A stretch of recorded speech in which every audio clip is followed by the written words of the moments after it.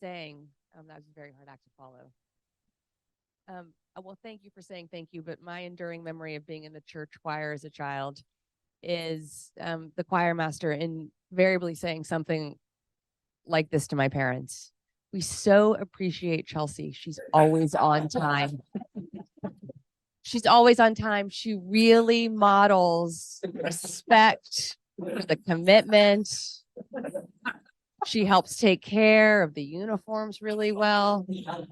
As soon as I was coordinated enough, I moved to the bells. So really, sir, thank you for sharing your extraordinary talents with us this evening. And I could not imagine them being purposed to honor a more extraordinary person.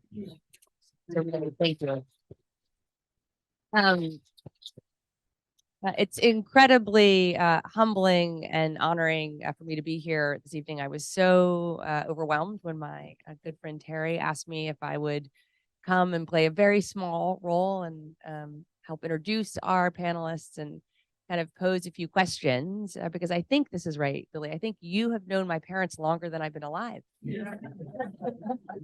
And so I still feel a little bit like a little girl. Looking up to someone who certainly always deserves us looking up to, but I know would much more rather us have walk beside her. Because I don't think, Byllye, you've ever been one to want to be put on a pedestal, but you do have a lot to teach us, particularly in this moment when I think people who are of my generation and even younger often feel quite cynical. And with all due respect, if you don't feel cynical, I don't think that we have the right to. And as I was saying to Terry earlier, I've always had a particular disdain, I admit, for cynicism, because I think it is kind of the great tool of the people who want to protect the status quo. And I really like being with people who are optimistic about change, because there's a lot that needs to be changed, as we just heard. So I really am so honored to be here. And as we heard from our previous speaker, also want to hasten the conversation forward because there certainly is a lot to say. So I think I'll introduce each person in advance of kind of asking for their thoughts and their reflections. And I think it's only appropriate that we end with you, Byllye. So I'm going to start with Terry, whom I've been lucky enough to call a friend and a mentor now for many years. And I am so proud of her role here at CUNY and of her kind of bold leadership as a scholar, as an activist, as a teacher, and that she doesn't think there's any tension actually between those different identities. I think she thinks they're rather importantly interconnected. And so, Terry, I wonder if you could just kind of share your thoughts as to where we are right now, and why, even with the challenges, I know you are certainly not without hope. Thank you, Chelsea. Is this on? Did you hear me? Yes. First of all, I again want to thank the dean for bringing me to CUNY. Can you hear me now? Yeah. Okay. I want to thank the dean for bringing me to CUNY. I want to thank you, Chelsea. I want to thank everybody who's here and the panelists. I have a lot to say, but I just want to remind everybody that Mississippi, a state with a horrendous record vis-a-vis women and children, with 108 outstanding violations in their foster care system because children were dying. They took us over the brink. And as we know, the extremists have gerrymandered, suppressed voting rights, used an exquisite mix of tactics to enforce racist, sexist barriers to basic health care and human rights. They've stacked the courts, pushing religious liberty as a path to evading laws banning discrimination. And of course, we all know poor women never had equal access to abortion or reproductive health care. We know about Title X, the global gag rule. We know that under the Trump administration, poor women were hurt with the domestic gag rule. And we always know who is hit hardest. those with fewer financial resources, Black and brown people, immigrants, young, rural, people with disabilities, LGBTQI people. But you know, long ago, women of color began taking the reins and creating a watershed mobilization moment. We will hear about this all evening. And I want to spend my time today actually observing and celebrating the massive resistance that has been unleashed in the wake of Dobbs, because if you actually behold it, it is something.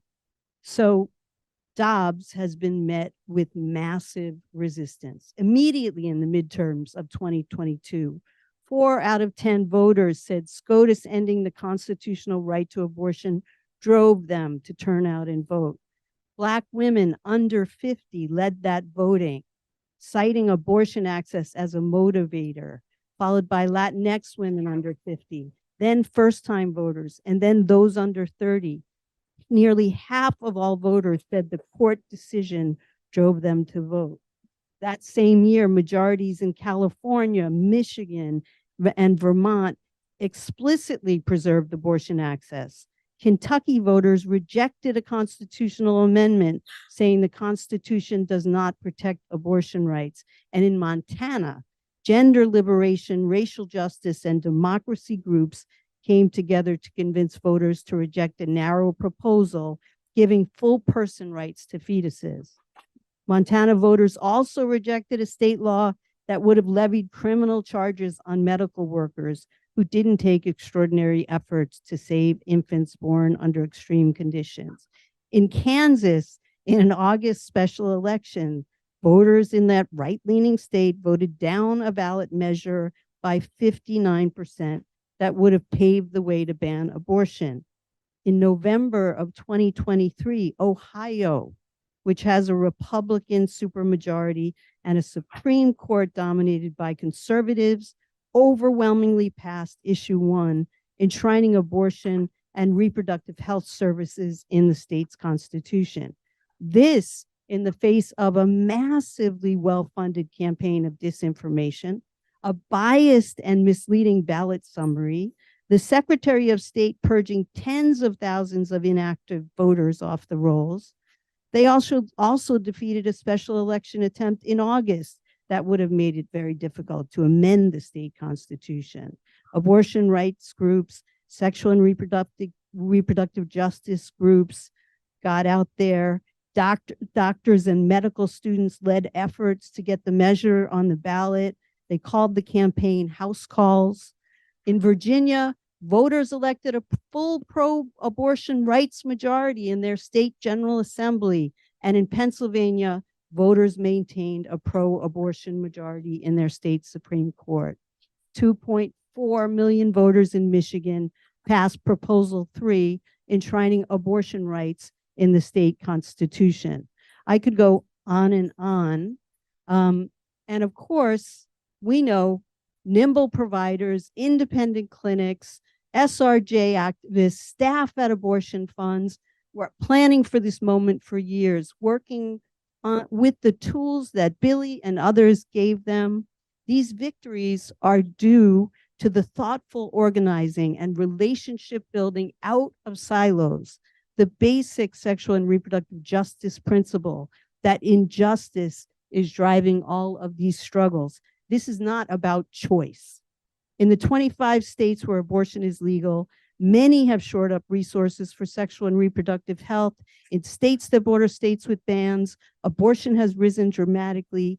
Activists have made sure that women are taken care of.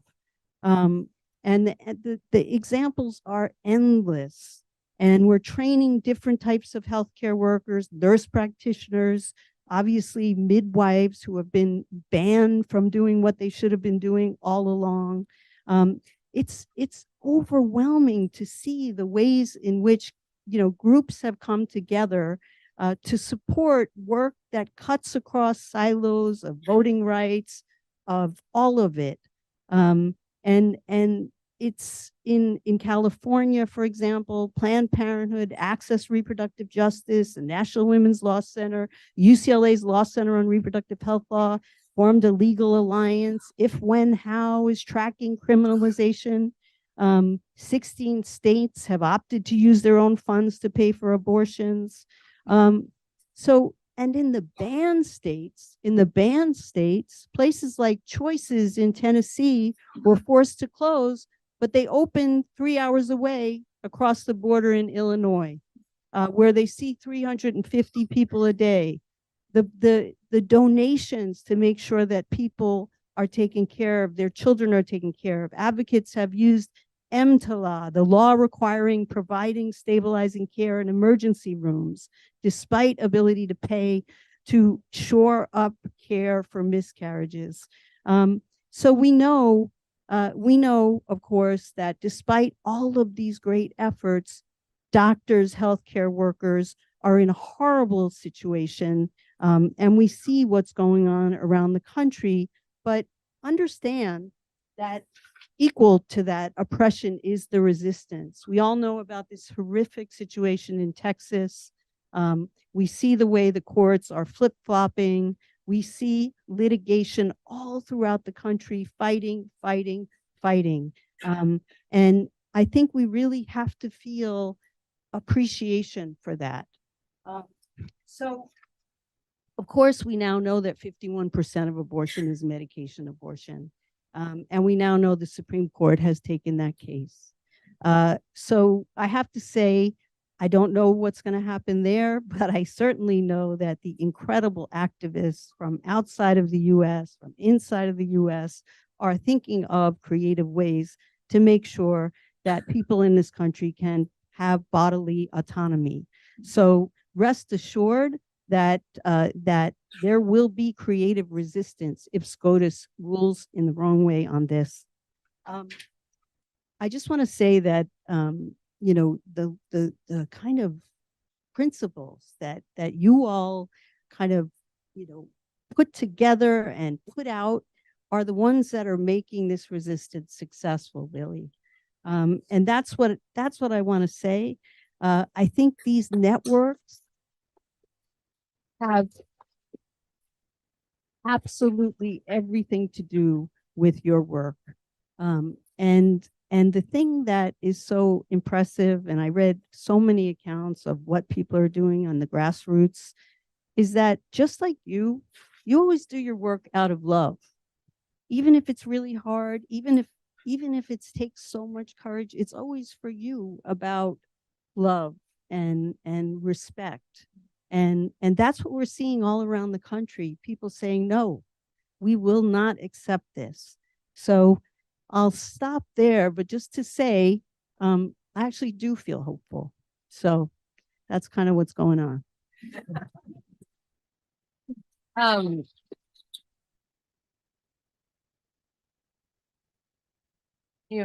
want to, next turn to Lynn Roberts, Associate Dean of Student Affairs and Alumni Relations here. Oh, yes, you have a cheering section here at CUNY.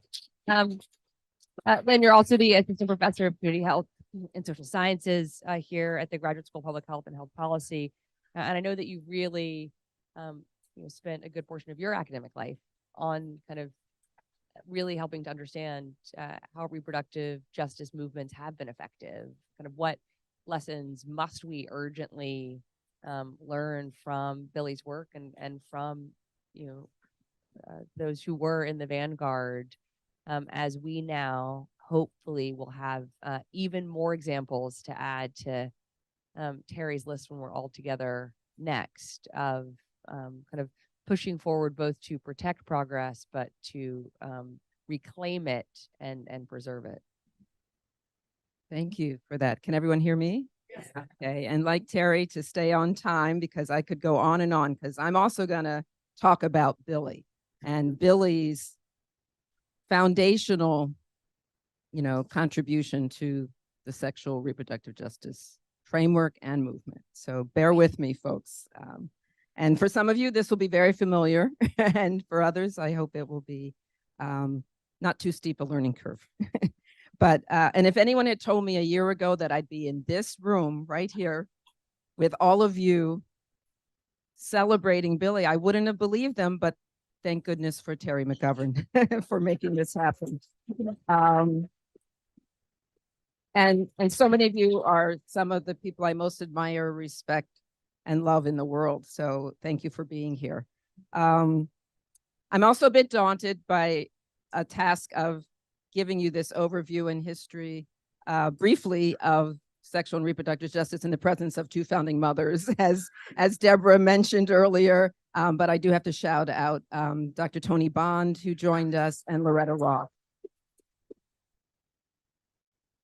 And those who have also nurtured, expanded upon, and sustained this framework and this movement, and most importantly, to be in the presence of the Byllye Avery, the one and only, who in so many ways you have paved the way and inspired all of us to do what we do. So I'm going to take you back a bit to nearly 30 years ago, in June 1994. In the midst of national debates on healthcare reform, the term reproductive justice was first coined by a caucus of 12 Black women who were looking for a way to articulate the specific unmet needs of Black women facing multiple and intersecting forms of sexual and reproductive oppression that were not being addressed in the proposed healthcare legislation at the time. Connecting the terms reproductive rights and social justice, they decided to call themselves Women of African Descent for Reproductive Justice. And with that, WADRJ took out a full-page ad in the Washington Post and the congressional newsletter called Roll Call, entitled Black Women in Healthcare Reform, that ultimately garnered the signatures of 836 Black women. And with this seminal ad and a press conference on Capitol Hill that followed, reproductive justice was born. All of this was inspired by Byllye Avery and other Black women activists and leaders who had published the 1989 We Remember brochure, which was the first collective statement ever written by Black women activists, royalty really, in support of abortion rights. It was Byllye's organization, then called the Black Women's Health Project, that served as the fiscal agency. How many of you knew that? In the anthology, Radical Reproductive Justice, forgive my shameless plug, with two of my co-editors in the room, Dr. Tony Bond reminds us that the visionaries of We Remember decided Black women around the country needed to know about their historical support for reproductive freedom, first suggested by yours truly, Byllye Avery. Thus, in 1994, WADRJ partnered with others to republish We Remember, and they also issued 2 additional statements. Another significant way that Byllye Avery inspired the reproductive justice movement was through the founding of the Black Women's Health Imperative, which grew out of the first national conference on Black women's health issues that was held at Spelman College in 1983. And there's wonderful images of this that we've been enjoying all evening. And they just really take us to where this began. It was BWHI that firmly established the self-help model that brought Black women together in community and engaged them in active listening and dialogue to examine their lived experience in the context of social conditions that impinged upon their bodily autonomy and reproductive freedom. If that weren't enough, Byllye Avery and BWHI inspired other women of color to start and establish their own organizations, such as the National Latina Health Organization in 1986, the Native American Women's Health Education Center, Resource Center in 1988, and the Asian Pacific Islanders for Choice in 1980. And as Terry mentioned, and we did not pre-rehearse, in this watershed year of 1994, BWI also initiated its campaign for abortion and reproductive equity, or CARE, to repeal the 1976 Hyde Amendment. And several founding mothers of reproductive justice, some who are in this room, attended the International Conference on Population and Development in Cairo, thereby solidifying the connection between reproductive justice and human rights in a global context. It was 3 years later in 1997, many of the women of color-led health organizations that were inspired by Byllye Avery and BWHI formed Sister Song under the leadership of Luz Marina Rodriguez.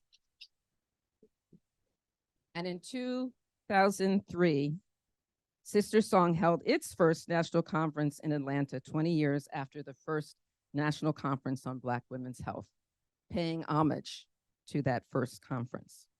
The rich legacy and enduring impact of Byllye Avery on the sexual and reproductive justice movement is irrefutable.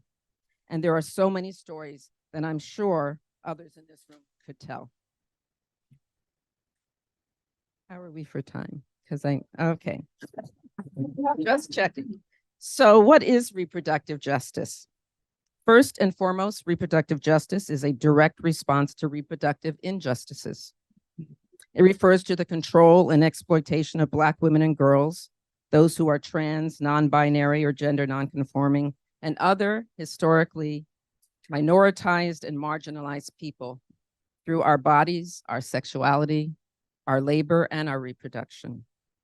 It is the regulation of our bodies that becomes a powerful strategic pathway to controlling entire communities. It involves social structures and systems of oppression that are based on our race, our ability, our class, our sex, gender, sexuality, age, immigration status, and other socially determined markers of inequality. It was in response to these sexual and reproductive injustices that the sexual and reproductive justice framework asserts the human right to, one, decide if and when you will have a child and determine the conditions under which you will give birth or create a family, to decide if you will not have a child and ensure safe options for preventing or ending a pregnancy, to parent a child with the necessary social supports in safe and healthy environments without threat of harm or violence from individuals, organizations, or institutions of the state. And it is the right to bodily autonomy and expression free from any form of gender or sexual oppression. While the theory, strategy, and practice of reproductive justice has evolved over time, from the outset, the framework has been built in recognition of the need for an intersectional analysis defined by the human rights framework based on the practice of self-help and community care that would be inclusive and applicable to everyone. So I'm going to share with you some of the key strategies that have been used within the sexual and reproductive justice framework and movement. We analyze and work to change unjust systems of power and oppression rather than changing individuals who are impacted by those systems. When necessary, we take direct action to confront those in positions of power and influence to bring about the desired change. We center those who are minoritized and marginalized, and we support their leadership. I'm going to go through what supporting their leadership entails, so bear with me. That means providing sustainable long-term funding. That means supporting capacity building. It means consulting with prior to and not after new initiatives and bringing folks to the table when making decisions that will impact them. It means sharing resources. It means sharing the credit. And it means educating ourselves to practice being better allies to others, because all of us can be allies to others because we all experience different forms because of our identities within these social structures. We build and sustain a wide power base from the grassroots to the grass tops so that it can be mobilized to make its demands known to the wider public and our electeds. We coalition build with allied social justice organizations across movements. We promote active civic engagement and seek electoral justice. And yes, we run for public office and we fight voter suppression. We engage in cultural shifting practices by utilizing the arts and technology to tell our own stories on our own terms. We honor our elders and we preserve their traditions. We recognize and rely on multiple ways of knowing and mixed methodologies to inform ethical research practices. And we consider those most impacted by social injustice as the best suited to determine the solutions. In summary, I hope that I have provided just a glimpse of how the sexual and reproductive justice framework and movement came into existence, and most importantly, the debt that all of us in this room and those listening online owe to Byllye Avery for her vision, her fortitude, and her unwavering love for the health and wellness of Black women and girls, all of which has led to a framework and a movement that can heal and protect all of us. And finally, and in closing, our students are why creating an endowed SRGA professorship in honor of Byllye Avery at the CUNY School of Public Health is so important. We are a public institution serving a majority of students of color, 65%. Our students come from all boroughs of New York City, and many of them are first-generation students. CUNY SPH also offers a specialization in maternal, child, sexual, and reproductive health, led by Professor Diana Romero, that engages master's and doctoral students across all of our public health concentrations. Our students have established 2 clubs, the Reproductive Health, Rights, and Justice Club, also known as the Repro Club, and the LGBTQI+ Student Alliance, that sponsor educational programs and film screenings related to SRJ.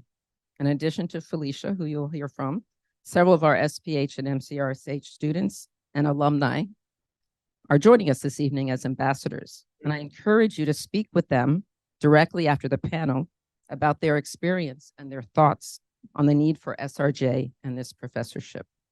Again, thank you, Byllye, for giving us these foundational roots, and to all our past, current, and future students, may you be the wings of the SRJ movement.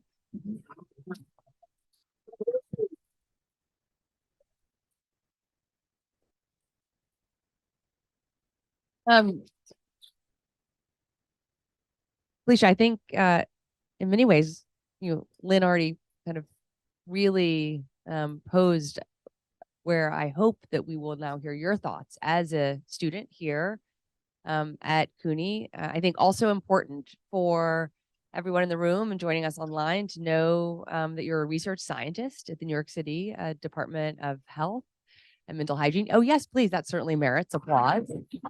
And so I hope really kind of as a segue from kind of where Lynn ended, could you just share as a student why this is so important to you to have kind of a formal professorship in kind of reproductive justice and kind of everything else that will also be under its aegis, and kind of in not only the kind of honor of, but kind of in the continued service of Byllye's vision for all of us? Absolutely. Can everyone hear me? Yes. Great. So I am a current doctoral student at CUNY, and I'm also a current member of the public health workforce as a research scientist and an epidemiologist. And as a person who is currently working in public health, I am supporting decisions that are affecting the health of the population right now at this moment. And so having a professorship that is focused on reproductive justice will provide the student body with the mentorship that is needed to engage in the critical thinking that we need for putting out different health solutions, interventions, policies, and even environmental regulations that still align with the original reproductive justice tenets. Reproductive justice is cross-cutting through public health. With those policies we're putting out, research we're attempting to do, community health interventions, and then also environmental justice is a reproductive justice issue as well, since you would like to be able to live in a community where you are safe and supported and raise children if you choose to have them in that same community as well. Also, by having a professor at CUNY, I'm hoping CUNY will serve as a hub to bring us both new and new research that is coming out. Currently, I look on my own for new solutions that some scholars in the room have pushed forward. So I'm reading texts on Black feminism. I'm reading about obstetric racism. I'm reading about sojourner syndrome on my own that's not currently embedded in any formal curriculum. So to have a professor that can embed that into the curriculum across the 4 sectors of public health that we have here at the school would be something that is monumental. Bravo.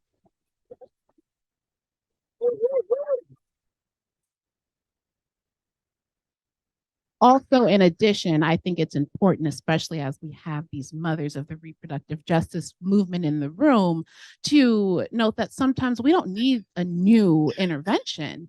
We have seen that Black women, time and time again, have created solutions within their communities and rose to the occasion, like Miss Avery here, to support their community and to make sure that their communities are able to experience freedom, joy, and wellness, which is the goal that we want everyone to have. So by having a professor who is a scholar of sexual and reproductive justice, we can also then engage with them in critical thinking on what solutions have already been implemented, maybe on a smaller scale, that us as the public health workforce need to design a research study around to give the high level evidence that is needed for this to get government funding to be scaled up, or for it to be implemented as a policy and actually put into one of these briefs, or for it to be thought about as an environmental change that we need to make around some of our regulations, or an intervention that needs to be implemented for our community health students. So sometimes we do not need to recreate that wheel. Black women have already done that work, and we might just need to go back deep into that history and think critically about how can we support what's already been done, possibly in this small community in Georgia or this area of the Bronx, to scale it up so that we can have improved public health outcomes and also ensure that everyone is able to get access to the full spectrum of reproductive health care, the full access of contraceptive options, all abortion options, and also any other sexual and reproductive health needs that they have, and not have the effect of it being differential based on the color of your skin, your access to resources, your income level, and all of the other social determinants of health that we know exist. So that's why.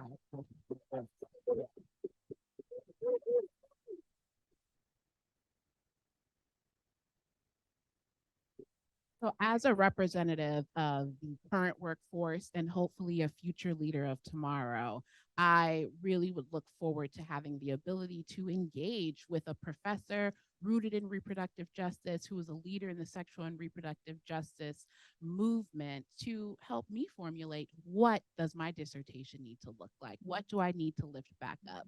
Do I need to lift up some of the solutions Black midwives created? Do I need to understand that history and how they were suppressed in the South with the creation of the American Medical Association and gynecology? What do I need to do to support solutions that have already been created and new solutions that are already being purported, like the look at obstetric racism and how that's affecting our healthcare system? So that is what I'm looking forward to as a student, and I'm hopeful that we will have this professorship and to have Miss Avery's guidance in choosing a wonderful scholar who can come and really support the minds of the students here at CUNY. Thank you. I will say though, Philica, that while clearly you are still a student, you are already a leader. Oh, yeah. And I do, one of my mini pet peeves is when we tell students you're a future leader. Mhm. Instead of saying to students, you are a leader today, and what do we need to do to support you to succeed? And it is great to be in an environment, as we all just witnessed, by the dean standing on the stage and calling you a giant and kind of stature and wisdom, to be in a school that clearly believes that deep in its marrow. Wow.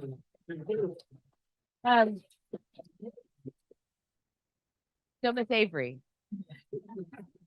would you please give us the last many words, kind of reflections on what you've heard, kind of what else you think we need to hear, kind of what hope you have, and what more we all need to be doing to bring those who aren't into this room into this work so that more people can live the lives of joy and thriving that we want for every Black woman and girl in this country, so that maybe you can get some rest. Bam. Oh, thank you. Thank you very much. Whew. You are something else. Channeling your spirit. Hey, you got it. I'll pass it on to you. You're wonderful. With people like you, we're gonna be all right.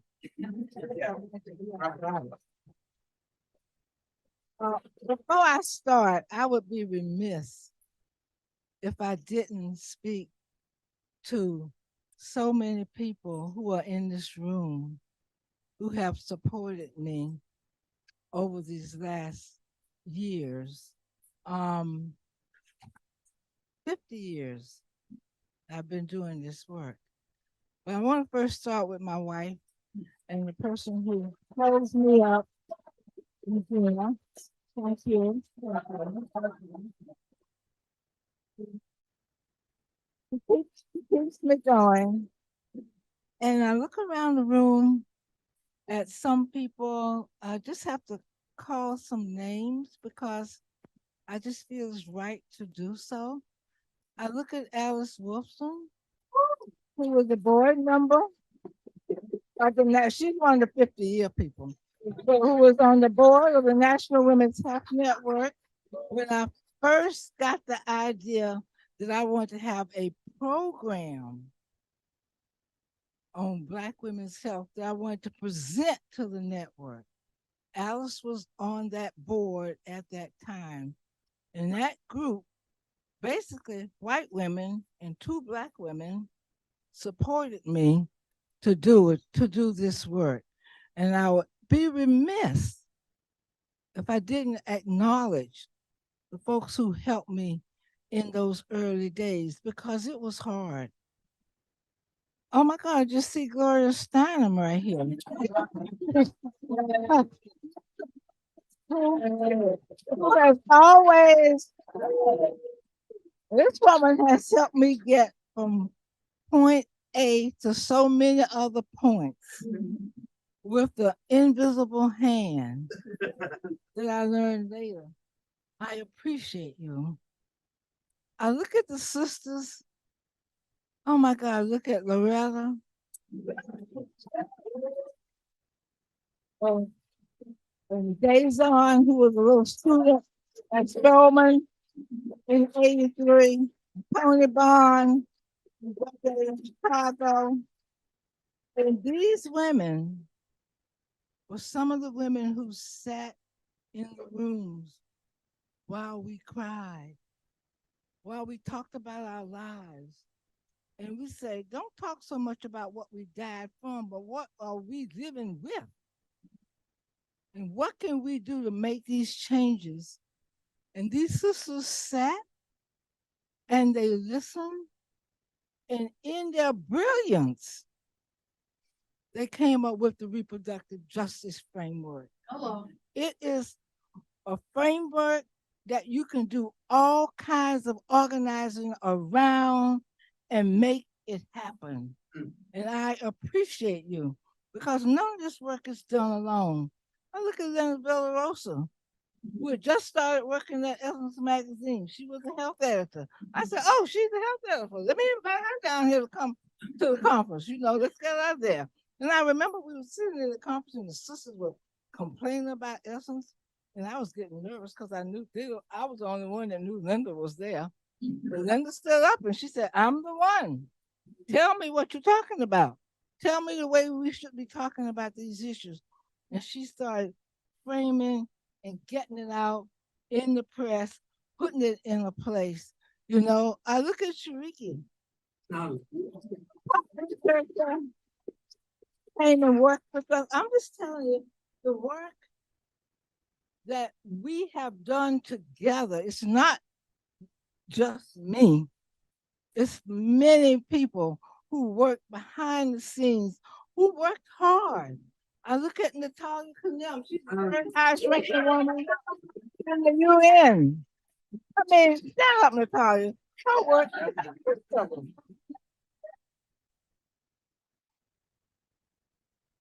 Woman travels the world. She sees women's health all over the world in war-torn areas, in places she called and said, I'm on my way to source. I said, well, when will you be back? You know, and I'm worried about her the whole time she's gone, you know. But she's brave. What I'm saying to you, the work is done by many of us who are unafraid, who's willing to step out there. Another thing I'm real proud of tonight is I have a lot of my Lifcott family here, which I have never had because they've been in New York. I've been in New York, and they're here tonight. Michael and his son. God, they got good. This kind of support and love. And then there's Linda Golda Blunt. Yeah. Linda Blunt is the now person in charge of the Black Women's Health Imperative. My philosophy was, when we started this work, it was so complex. I knew that it would take a very long time. So I knew that there was not going to be any one person or any two or any three people that's going to unravel this thing and get us where we are all, not just Black women, because when Black women are well, you better believe everybody else is well too. Okay? I mean, all right. So when we work for Black women, we're working for everybody, every single one of y'all. So don't think just because we're saying Black women's health, we're only talking about, we're going to isolate the Black women and only get them healthy and leave the rest of y'all unhealthy. That's impossible. That's impossible. But I know I only need to carry the load so far. And then some other sisters will come in there and take it further. And when Linda leaves, the same thing will happen. And one thing about the chair is that this work is institutionalized. That was the thing I really wanted. I didn't want it to be a fly-by-night thing. And so establishing the chair here at CUNY, this is a model for other schools of public health. One of the things, that's why we wanted a variety of people from schools of public health to be on the committee, so you can see how to do it. Go back and replicate it. We need this all over the country. We're talking about this is huge. This is huge, you know? And I appreciate the leadership of you, Dean, all the way from the beginning. He said to me, I'm committed to this issue. We committed to your legacy. We will not represent you, misrepresent you, everything, he's kept with his word. You gotta have that kind of leadership. Because Terry can't do her work if he ain't for it. Don't be confused. Don't be confused. So you gotta have that type of leadership. I am hopeful because, the antis took 50 years to undo Roe v. Wade. And I can remember when it was passed, I was like, oh, good, we got this, the Supreme Court said it's all right, and it'll always be all right. And I remember Judy Legan, who was one of the women who founded the Gainesville Women's Health Center. It said to me, it can be taken away. I said, you got to be kidding. What are you talking about? It can be taken away. The Supreme Court said it. She said it can be taken away. And so, over the years, we kind of like, that little nag would come up every now and again, but I'm thinking, no, it's a right. It's not going to be taken away. And then it was taken away. And so that means if they can take that away, they can take away a lot of other things. Yeah. And so we all realize, we're all in this together. This is not about it. But they've handed us a gift. This election needs to be about abortion rights. Let's just call it straight out. And you all got a wonderful framework. The RJ framework is perfect. There is no issue on this green earth that doesn't fit under the RJ framework. It's a perfect philosophy, the perfect, and these women were brilliant. And my hat's off to you for your brilliance, for being there in that light that came in, and y'all codified the term and gave us all a way to be. Now I want to talk specifically to my white sisters in the audience, because you know, y'all are good at a lot of things, but y'all are bad at talking to sisters who are not at the same income level as you are. You'll talk to these ones up here, but you will not talk to these ones down here. But these ones down here are the ones in the midst of the struggle because they don't have any choices either. And you know their husband's beating them, treating them bad. You know what the story is. I want you to work across class lines. Don't leave all those women to the other people. We need them. And when you do that, and don't be scared. What are you afraid of? You'll go over in the housing projects and work with poor Black women, but you won't work with poor white women, and they do exist. And so my passionate plea is to work across class lines. The thing about the Spelman Conference that one of the professors there said, never before on Spelman class campus had they had such a diverse group of Black women. Not at Spelman campus they were talking about the sisters, because we went into the housing projects and we went up and down the dusty roads of Georgia and everywhere else and got those sisters there. They came in buses, they came any kind of way they could get there, you know? Also, don't be afraid to talk about people, to have people tell you the story of their lives. Because when they tell their stories, that's when you learn what you need to organize around. That's when you learn where the issues are, the things that's not in the numbers. So I say to public health students, they give you the statistics, you know, tear those statistics apart and look at who's really got this problem. How many people, you know, they'll say Black maternal mortality. It's because they're all on Medicaid. Well, no, when you look at it, you have 58% of them have private insurance. Okay, so what is that excuse? You know, or you'll say they're young. No. They're in their mid-20s or early 30s. So don't take that data on face value. Disaggregate it and look at it, and then you will see what the real issues are. Don't just take it that way. So I say to you, but you know what, a sister like you and the thinking that you have, as I said, we're gonna be all right. We're gonna be all right. You know? So yes, I am hopeful. We can win this. We can win this. And those of you who sit in foundations, we need you to fund women's health again. Yeah. And we need you to continue to fund women's health because we are vulnerable in that way. And people need money to organize, to reach people. And when we talk about reaching hard to reach population, that's expensive work. Because these people have been absolutely pushed out by society. You got to get them to come back in, to believe in you, then open up, then tell you what it is. It's not a thing of calling a few people together and having like a group session and tell me what your issues are. It's not going to happen. You might have to go back 5, 6, 7, 8, 9 times.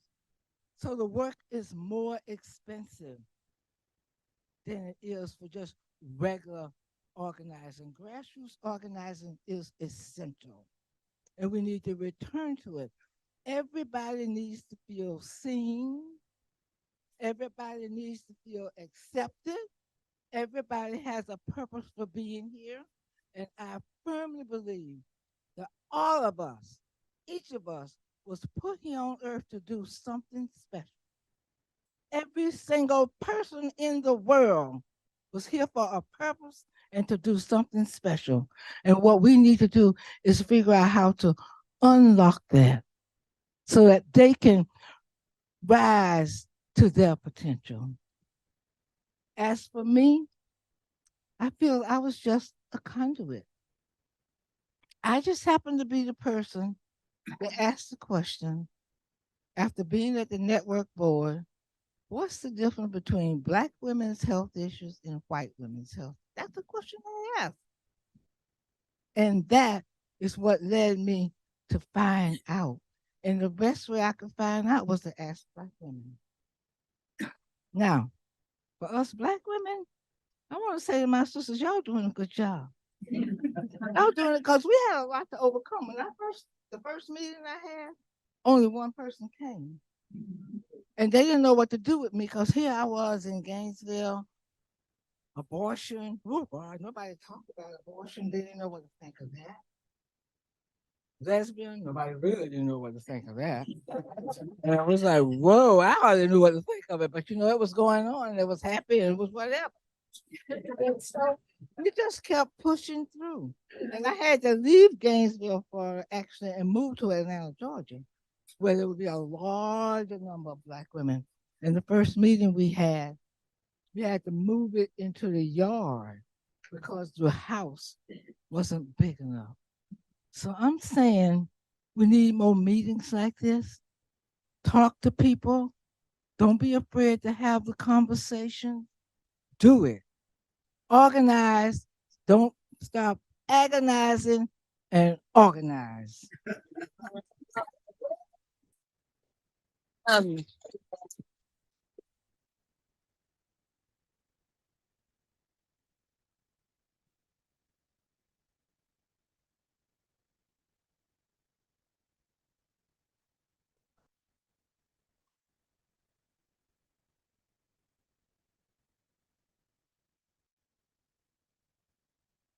Well, I think don't agonize, organize is a pretty great note to end this portion of the evening on. And I would just also say, as Byllye and I were speaking in advance of coming out here, we also need men. Yeah. And I know that too can sometimes be uncomfortable to have those conversations, but we desperately need men. And we also need the men who are already in this room, actually physically here or kind of in solidarity with us, to talk to your male friends and your male colleagues, whether you're playing sports together or watching sports together, going to your fit, you're laughing. But I mean, that's what my husband does all the time. Anywhere and everywhere, because as Byllye said, we know what this election has to be about. Also, because we know how closely related this issue is, as we heard from Lynn earlier, to democracy and to the threat of fascism. And so we have got to really, we have a lot of work to do. I could not imagine, though, a better role model. And so, with all due respect, Miss Byllye Avery, as you said, you were a conduit. I think you've been a whole heck of a lot more than that. And how grateful are we to live in a time where we get to learn from you and with you and fight forward together alongside you. Thank you all so much for being here. Thank you, Miss Byllye Avery. Thank you all.